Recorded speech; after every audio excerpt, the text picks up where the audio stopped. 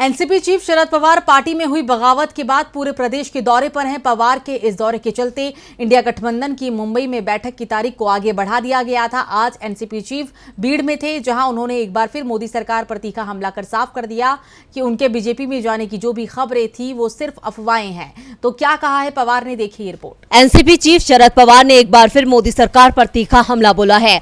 उन्होंने तंज कसते हुए कहा कि आज देश की सत्ता चमत्कारी लोगों के हाथ में है। शासकों की नीति ये है कि कैसे जाति, धर्म और भाषा के आधार पर लोगों के बीच दूरियां बढ़ाई जाएं। शरद पवार ने कहा कि आप जानते हैं कि पेट्रोल डीजल के दाम कहां चले गए हैं। महंगाई की सरकार को चिंता नहीं है, सिर्फ चुनाव की चिंता है। विरोधी दल की सरकार को कैसे गिराना है, इसी में ये लोग लगे रहते हैं। सत्ता के दुरुपयोग से गोवा, महाराष्ट्र, मध्य प्रदेश में सरकारें उखाड़ फेंकी गयी।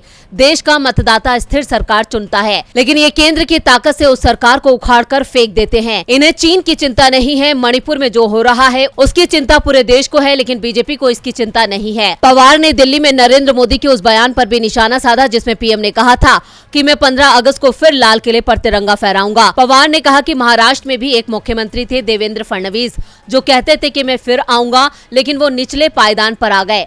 प्रधानमंत्री को फडणवीस से सीख लेनी चाहिए और नीचे के पायदान के बारे में सोचना चाहिए। पवार ने बीड़ के एनसीपी विधायक धनंजय पर बिना नाम लिए निशाना साधा। धनंजय अजीत पवार गुट के साथ हैं और इस समय शिंदे सरकार में मंत्री हैं। पवार ने कहा कि बीजेपी हार गई थी और आज बीजेपी के साथ में है। इस बात को याद रखें कि कल लोगों को वोट देने का मौका मिलेगा तो इस जिले के मतदाता आपको नहीं बताएंगे कि कहां बैठना है।